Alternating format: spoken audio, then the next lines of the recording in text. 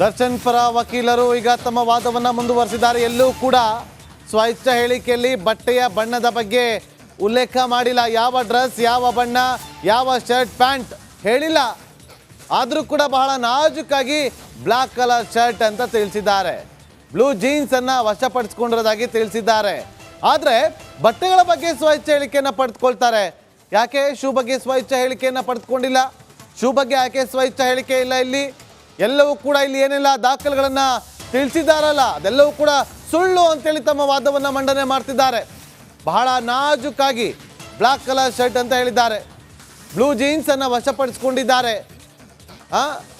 ಎಲ್ಲೂ ಕೂಡ ತನ್ನ ಬಟ್ಟೆ ಬಗ್ಗೆ ಹೇಳ್ಕೊಂಡಿಲ್ಲ ಅವರು ಸ್ವಇಚ್ಛ ಹೇಳಿಕೆಯಲ್ಲಿ. ಬಟ್ಟೆಯ ಬಣ್ಣದ ಬಗ್ಗೆ ಕೂಡ ಉಲ್ಲೇಖ ಮಾಡಿಲ್ಲ. ನೋಡಿ, ಅವತ್ತು ಕೇಳ್ತಾರೆ ಯೂಶಲಿ ಪೊಲೀಸರು, ತನಿಖಾಧಿಕಾರಿಗಳು, ಅವತ್ತು ಯಾವ ಕಲರ್ ಬಟ್ಟೆ ಹಾಕಿದೆ, ಶರ್ಟ್ ಹಾಕಿದ್ದ, ಟೀ ಶರ್ಟ್ ಹಾಕಿದ್ದ, ಅಥವಾ ಯಾವ ಡ್ರೆಸ್ಸನ್ನು ಹಾಕಿದೆ ಅಂತ ಕೇಳ್ತಾರೆ. ಇಲ್ಲಿ ಕೇಳಿಲ್ಲ. ಆದರೆ ಇಲ್ಲಿ ಮನೆಗೆ ಹೋಗ್ಬಿಟ್ಟು ಬಟ್ಟೆನ ಸೀಸ್ ಮಾಡಿದೀವಿ ಅಂತ ಹೇಳ್ತಿದ್ದಾರೆ. ಇದು ಪ್ರಬಲವಾದಂಥ ವಾದ ಮಂಡನೆ ಮಾಡ್ತಿರುವಂಥದ್ದು ಹಿರಿಯ ವಕೀಲರಾಗಿರುವಂಥ ಸಿ ವಿ ನಾಗೇಶ್ ಅವರು. ಮಾಹಿತಿಯನ್ನು ಕೊಡೋದಕ್ಕೆ ನನ್ನ ಸಹೋದರಿ ರಂಜಿತ್ ಮತ್ತೊಮ್ಮೆ ಲೈವ್ನಲ್ಲಿ ಜಾಯ್ನ್ ಆಗಿದ್ರೆ. ರಂಜಿತ್, ಈಗ ಪ್ರಬಲವಾದಂಥ ವಾದ ಮಂಡನೆ ಮಾಡ್ತಿರೋದನ್ನು ಗಮನಿಸ್ತಾ ಹೋಗೋದಾದರೆ ಎಲ್ಲವೂ ಕೂಡ ಸುಳ್ಳು ಅಂತೇಳಿ ಅವರು ತಮ್ಮ ವಾದವನ್ನು ಮಂಡನೆ ಮಾಡ್ತಿದ್ದಾರೆ. ಇದೆಲ್ಲವನ್ನು ಕೂಡ ಗಮನಿಸಿದಾಗ ಏನಾಗಬಹುದು ಕುತೂಹಲ ಅಂತೂ ಹೆಚ್ಚಾಗ್ತಾ ಇದೆ. ರಂಜಿತ್,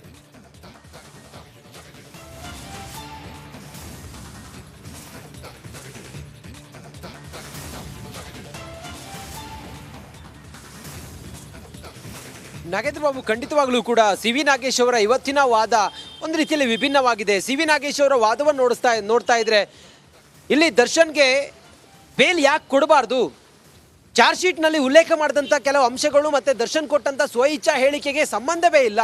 ಇದು ಹೇಗೆ ಸಾಧ್ಯ ಆಗುತ್ತೆ? ದರ್ಶನ್ನ ಅಪರಾಧಿ ಅಂತೇಳಿ ಇವರು ಪ್ರೂವ್ ಮಾಡಬೇಕು ಅನ್ನೋ ಉದ್ದೇಶದಿಂದ ಚಾರ್ಜ್ ಶೀಟ್ನಲ್ಲಿ ಸೇರಿಸಿದಂಥ ಕೆಲ ಸಾಕ್ಷ್ಯಾಧಾರಗಳಿದಾವಲ್ಲ, ಮೊದಲೇ ಅವರು ಪ್ಲಾಂಟ್ ಮಾಡಿದ್ರು ಅನ್ನೋದೆಲ್ಲವೂ ಕೂಡ ಇಲ್ಲಿ ಸಿ ವಿ ನಾಗೇಶ್ ಅವರು ವಾದವನ್ನು ಮಂಡಿಸ್ತಾ ಹೇಳ್ತಾರೆ. ಸಿ ವಿ ನಾಗೇಶ್ ಅವರು ಹೇಳಿದಂಥ ಆ ಕೆಲವೊಂದಿಷ್ಟು ಪಾಯಿಂಟ್ಗಳನ್ನು ನಾವು ನೋಡ್ತಾ ಹೋದರೆ ನಾಗೇಂದ್ರ ಬಾಬು, ನೋಡಿ, ಸಬ್ ಇನ್ಸ್ಪೆಕ್ಟರ್ ವಿನಯ್ಗೆ ಪ್ರದೋಷ್ ಕಾಲ್ ಮಾಡಿ 8ನೇ ತಾರೀಕು ಕೊಲೆ ಆಗಿರೋದ್ರ ಬಗ್ಗೆ ಹೇಳಿದ್ದ.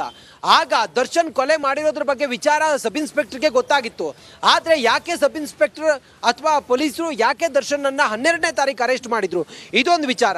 ಮತ್ತೊಂದು 164 ಹೇಳಿಕೆಯಲ್ಲಿ ಕೊಟ್ಟಂಥ ಸ್ಟೇಟ್ಮೆಂಟ್ನಲ್ಲಿ ಇವರು ಪೊಲೀಸರು ಟ್ರಾನ್ಸ್ಲೇಷನ್ ಮಾಡಿ ಆ ಸೆಕ್ಯೂರಿಟಿಗೆ ಆತನ ಬಾಯಲ್ಲಿ ಹೇಳಿಸಿದ್ರು ದರ್ಶನ್ ಇದರಲ್ಲಿ ಇನ್ವಾಲ್ವ್ ಆಗಿದ್ದಾನೆ ಅಥವಾ ಆತ ಐ ವಿಟ್ನೆಸ್ ಆಗಿ 164 ಸ್ಟೇಟ್ಮೆಂಟನ್ನು ಕೊಟ್ಟಿದ್ದ.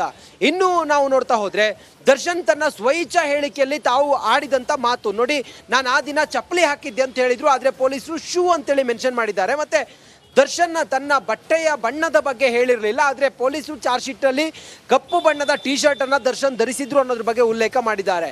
ಇದನ್ನು ಉದಾಹರಿಸಿ ಅಥವಾ ಇದನ್ನು ಉಲ್ಲೇಖ ಮಾಡಿ ದರ್ಶನ್ ಪರವಾದ ವಕೀಲರು ಸಿ ವಿ ನಾಗೇಶ್ ಅವರು ನ್ಯಾಯಾಧೀಶರ ಮುಂದೆ ಪಿನ್ ಟು ಪಿನ್ ಆಗಿ ಹೇಳ್ತಾ ಇದ್ದಾರೆ, ನೋಡಿ, ಈ ರೀತಿ ಪ್ಲಾಂಟ್ ಮಾಡಿ ದರ್ಶನ್ನನ್ನು ಇದರಲ್ಲಿ ಸಿಲುಕಿಸಲೇಬೇಕು ಅಥವಾ ದರ್ಶನ್ಗೆ ಇದರಿಂದ ಹೊರಗಡೆ ಬರಲಿಕ್ಕೆ ಸಾಧ್ಯ ಆಗಬಾರ್ದು ಅನ್ನೋ ಒಂದು ನಿಟ್ಟಿನಲ್ಲಿ ಪೊಲೀಸರು ಹೆಣೆದಂಥ ಒಂದಿಷ್ಟು ಫೇಕ್ ಸಾಕ್ಷಿಗಳು ಅನ್ನೋದನ್ನು ಸಿ ವಿ ನಾಗೇಶ್ ಅವರು ಈಗ ನ್ಯಾಯಾಧೀಶರಿಗೆ ಮನವರಿಕೆ ಮಾಡೋ ಪ್ರಯತ್ನವನ್ನು ಮಾಡ್ತಾ ಇದ್ದಾರೆ. ಆದರೆ ನ್ಯಾಯಾಧೀಶರಿಗೆ ಎಲ್ಲವೂ ಕೂಡ ಗೊತ್ತಿದೆ.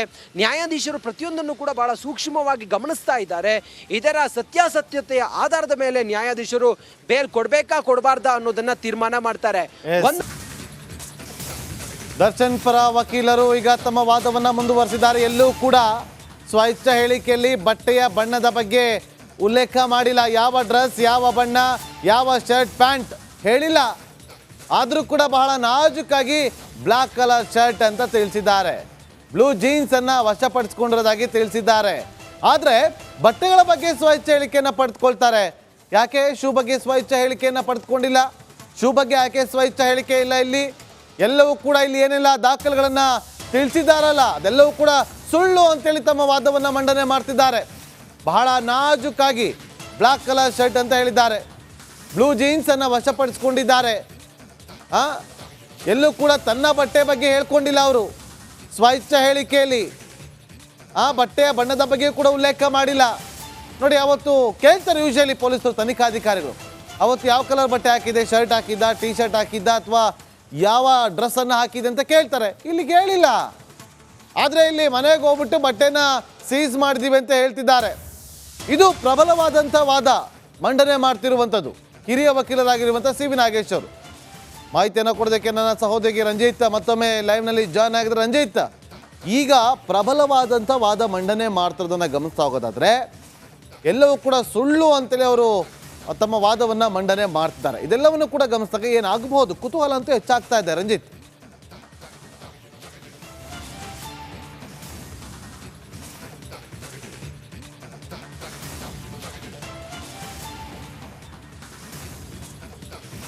ನಾಗೇಂದ್ರ ಬಾಬು, ಖಂಡಿತವಾಗ್ಲೂ ಕೂಡ ಸಿ ವಿ ನಾಗೇಶ್ ಅವರ ಇವತ್ತಿನ ವಾದ ಒಂದು ರೀತಿಯಲ್ಲಿ ವಿಭಿನ್ನವಾಗಿದೆ. ಸಿ ವಿ ನಾಗೇಶ್ ಅವರ ವಾದವನ್ನು ನೋಡ್ತಾ ಇದ್ರೆ ಇಲ್ಲಿ ದರ್ಶನ್ಗೆ ಬೇಲ್ ಯಾಕೆ ಕೊಡಬಾರ್ದು, ಚಾರ್ಜ್ ಶೀಟ್ನಲ್ಲಿ ಉಲ್ಲೇಖ ಮಾಡಿದಂಥ ಕೆಲವು ಅಂಶಗಳು ಮತ್ತು ದರ್ಶನ್ ಕೊಟ್ಟಂಥ ಸ್ವಇಚ್ಛಾ ಹೇಳಿಕೆಗೆ ಸಂಬಂಧವೇ ಇಲ್ಲ.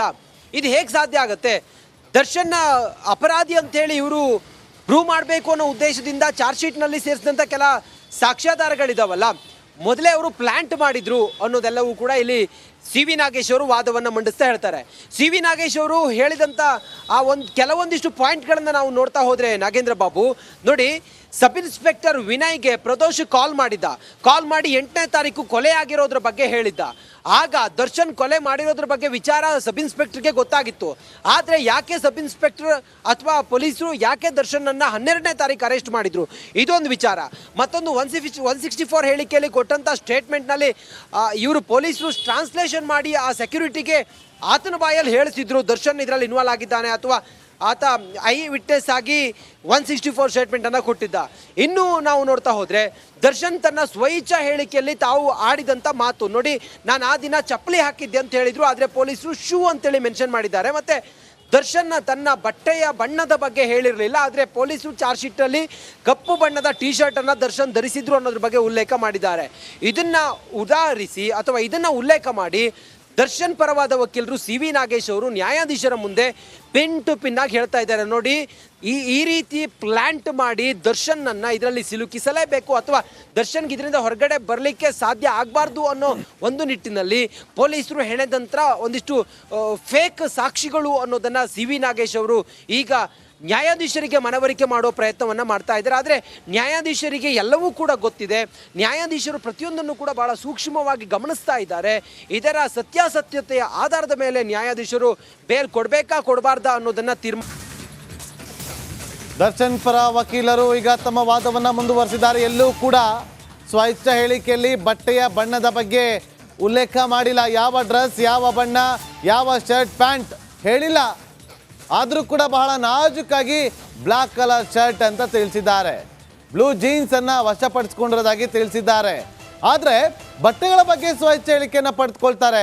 ಯಾಕೆ ಶೂ ಬಗ್ಗೆ ಸ್ವಇಚ್ಛಾ ಹೇಳಿಕೆಯನ್ನು ಪಡೆದುಕೊಂಡಿಲ್ಲ? ಶೂ ಬಗ್ಗೆ ಯಾಕೆ ಸ್ವಇಚ್ಛಾ ಹೇಳಿಕೆ ಇಲ್ಲ? ಇಲ್ಲಿ ಎಲ್ಲವೂ ಕೂಡ ಇಲ್ಲಿ ಏನೆಲ್ಲ ದಾಖಲೆಗಳನ್ನು ತಿಳಿಸಿದ್ದಾರಲ್ಲ ಅದೆಲ್ಲವೂ ಕೂಡ ಸುಳ್ಳು ಅಂತೇಳಿ ತಮ್ಮ ವಾದವನ್ನು ಮಂಡನೆ ಮಾಡ್ತಿದ್ದಾರೆ. ಬಹಳ ನಾಜುಕಾಗಿ ಬ್ಲ್ಯಾಕ್ ಕಲರ್ ಶರ್ಟ್ ಅಂತ ಹೇಳಿದ್ದಾರೆ, ಬ್ಲೂ ಜೀನ್ಸ್ ಅನ್ನು ವಶಪಡಿಸಿಕೊಂಡಿದ್ದಾರೆ. ಎಲ್ಲೂ ಕೂಡ ತನ್ನ ಬಟ್ಟೆ ಬಗ್ಗೆ ಹೇಳ್ಕೊಂಡಿಲ್ಲ ಅವರು ಸ್ವಇಚ್ಛಾ ಹೇಳಿಕೆಯಲ್ಲಿ. ಬಟ್ಟೆಯ ಬಣ್ಣದ ಬಗ್ಗೆ ಕೂಡ ಉಲ್ಲೇಖ ಮಾಡಿಲ್ಲ. ನೋಡಿ, ಅವತ್ತು ಕೇಳ್ತಾರೆ ಯೂಶಲಿ ಪೊಲೀಸರು ತನಿಖಾಧಿಕಾರಿಗಳು, ಅವತ್ತು ಯಾವ ಕಲರ್ ಬಟ್ಟೆ ಹಾಕಿದೆ, ಶರ್ಟ್ ಹಾಕಿದ್ದ, ಟೀ ಶರ್ಟ್ ಹಾಕಿದ್ದ ಅಥವಾ ಯಾವ ಡ್ರೆಸ್ಸನ್ನು ಹಾಕಿದೆ ಅಂತ ಕೇಳ್ತಾರೆ. ಇಲ್ಲಿ ಕೇಳಿಲ್ಲ. ಆದರೆ ಇಲ್ಲಿ ಮನೆಗೆ ಹೋಗ್ಬಿಟ್ಟು ಬಟ್ಟೆನ ಸೀಸ್ ಮಾಡಿದೀವಿ ಅಂತ ಹೇಳ್ತಿದ್ದಾರೆ.